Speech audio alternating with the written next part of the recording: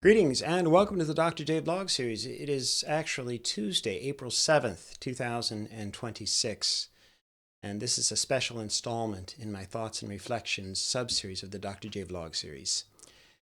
There's an iconic and heartbreaking scene from the original Star Wars movie where Obi-Wan Ben Kenobi states the following. Some of you will recall this scene, I'm quite certain. I felt a great disturbance in the Force, as if millions of voices suddenly cried out in terror and were suddenly silenced. I fear something terrible has happened. Could that scene possibly be replayed yet again, but here on planet Earth? Is it possible that the only country that's ever used nuclear weapons, twice actually, against civilians would threaten the unthinkable? This is not a channel that's devoted to politics. The topic of politics only occasionally ends up being part of the agenda, and usually only indirectly or tangentially. But this time, I feel I have to raise my voice. The country where I was raised, the United States, I no longer recognize, to be honest with you. I was raised there, and I acknowledge too that I was raised as a Christian, and indeed as a Catholic. As a child, I attended the Masses on Sunday, and we were required to attend CCD or Sunday school. And even as a young child, though, I remember thinking long and hard about why people would ever want to hurt one another or even kill one another. Since that's not what I was learning in church, I was especially troubled because everything that I was being taught, especially about Jesus, for example, indicated that he was indeed the Prince of Peace, committed to the poor, the hungry, the marginalized, helping the suffering.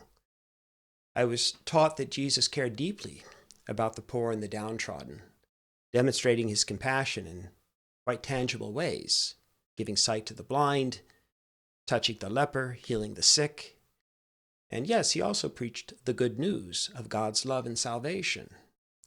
Now, I'm no biblical scholar, even close, but certain elements of my early training were clearly seared into my brain, into my thinking, and indeed into my soul, if you will, as a child.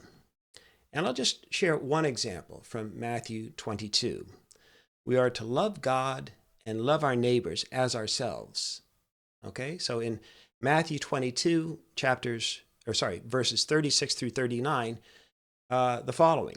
Again, I guess it depends on the translation or whatever Bible that you're using, but verse 36, Teacher, which commandment in the law is the greatest? 37, he said to him, You shall love the Lord your God with all your heart, with all your soul, and with all your mind. 38, this is the greatest and the first commandment. 39, and the second is like it. You shall love your neighbor as yourself. So, yeah, again, especially as a child, and in all my childhood innocence, if you will, I wondered why then was I seeing all these images of the war, in this case, the Vietnam War, among others, of people killing their neighbors. Why was all of this coming across the screen at night? And beyond that, I'd see these images of the poor and the hungry struggling to survive through, these kind of world vision documentaries and commercials and so on. And if we were to be like Christians, to be true Christians and take the commandments of Jesus seriously, who then would kill other people and maim and hurt others? And by the way, not just people in different countries, but indeed, why would they do this to their neighbors? And in fact, why would they do these things even within their families, their own families, or to the ones that they loved? It never made any sense to me, even after I learned, of course, along the way that, well, we humans are fallible and we are sinful and so on.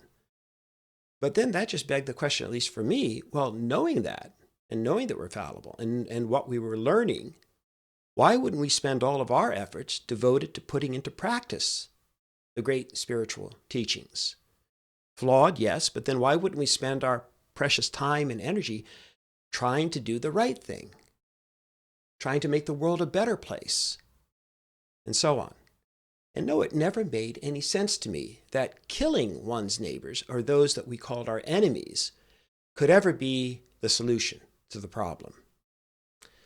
But as flawed as our leaders had been in every era, I clung to the belief that they would never be crazy, that they'd never do the unthinkable. But even supposedly sane and thoughtful leaders, I eventually learned, could and would at times do the unthinkable. And would that still be possible some eight decades later, after the Second World War, the so-called post-war era? There's a misnomer if I've ever heard one. And would the U.S. ever put people into power that might threaten to do what Obi-Wan felt so deeply, right? That is in the original Star Wars, A New Hope. The sudden destruction of Alderaan by the Death Star. And why? Mainly just to demonstrate the power of the Death Star. Is the U.S. the 2026 version of the Death Star? Well, here's a quick recap of a couple of key recent events. So on March 21st, 2026, the President of the United States, Donald Trump, posted on Truth Social reacting to the death of the former special counsel Robert Mueller, stating, quote, "Robert Mueller just died. Good. I'm glad he's dead. He can no longer hurt innocent people," end quote. The next week, Defense Secretary Pete Hegseth prayed during a religious service at the Pentagon that there would be overwhelming violence of action against those who deserve no mercy. This was at a Christian worship service held on Wednesday, March 25th, before military and civilian workers at the Pentagon. And Hegseth called for violence during a prayer he said originated from a military chaplain and was given to the troops after Nicolas Maduro, the president of Venezuela, was captured by the U.S., at least according to the Associated Press. And Hegseth said at that prayer service the following, quote, "Let every round find its mark against the enemies of righteousness and our great nation. Give them wisdom in every decision, endurance for the trial ahead, unbreakable unity, and overwhelming violence of action against those who deserve no mercy," end quote. Well, and then on Easter Sunday, on Sunday morning, just a couple of days ago, again, one of the holiest days, of course, in the Christian calendar, President Trump posted the following on social media, Truth Social, quote, "Tuesday will be Power Plant Day and Bridge Day, all wrapped up in one in Iran. There will be nothing like it. Open the fucking strait, you crazy bastards, or you'll be living in hell. Just watch," in all caps. Praise be to Allah. I guess that's a mocking sentiment there. President Donald J. Trump. And that post, by the way, when I looked at it, had nearly 88,000 likes, and who knows how many since then. And then finally, Trump has now directed his threats, or been highly specific, and directed the following on Truth Social. Quote, "A whole civilization will die tonight, never to be brought back again. I don't want that to happen, but it probably will. However, now that we have complete and total regime change," he's talking about Iran, "where different, smarter, and less radicalized minds prevail, maybe something revolutionarily wonderful can happen. Who knows? We will find out tonight, one of the most important moments in the long and complex history of the world. 47 years of extortion, corruption, and death will finally end. God bless the great people of Iran," end quote.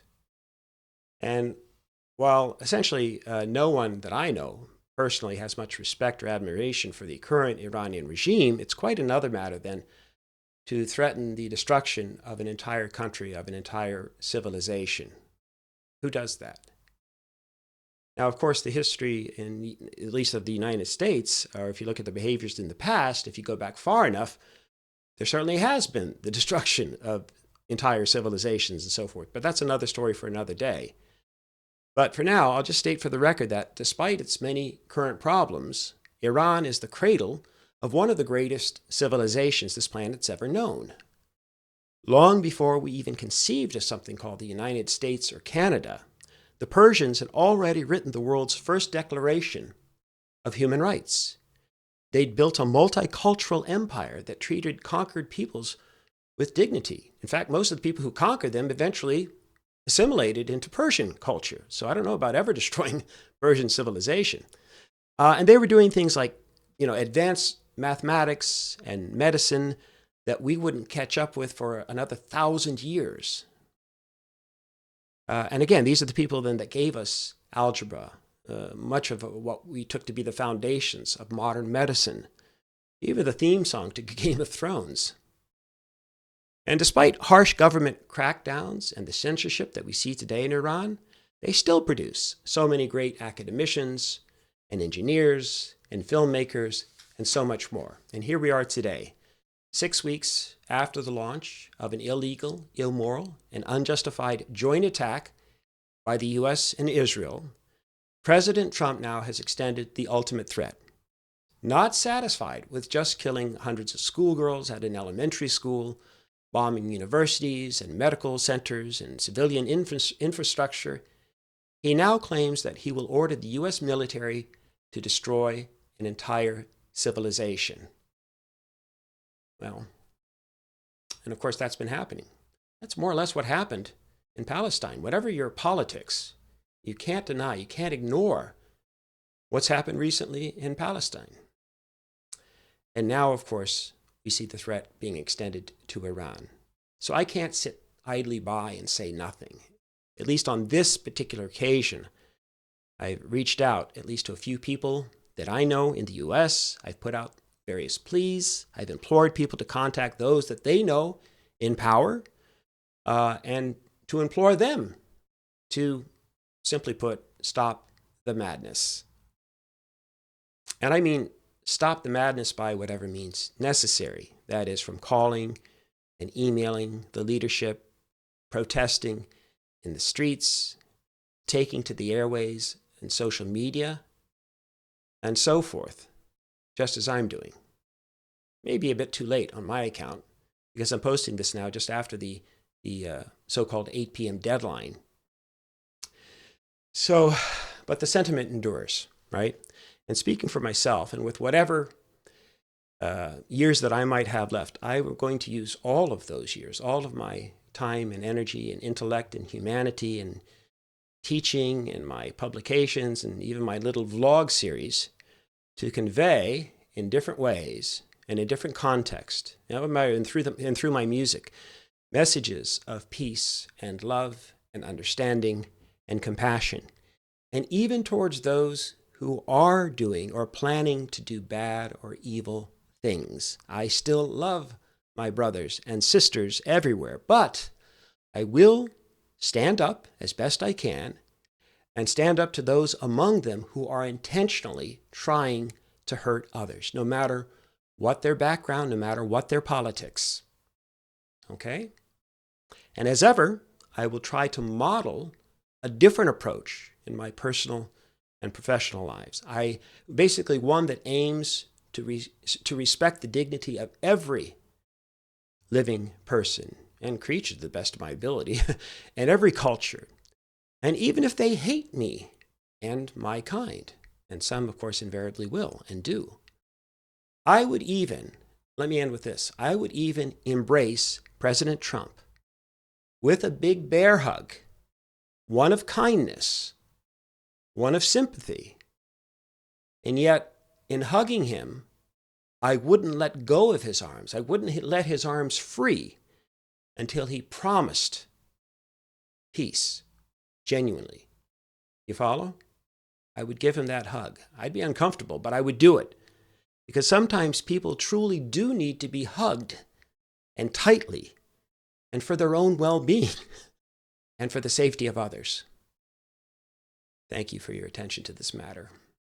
As ever, I'm Dr. J, and may you and yours continue to create peace in your lives, nurture love in your hearts, and dole out hugs in abundance, and especially towards those who intend to do harm to others.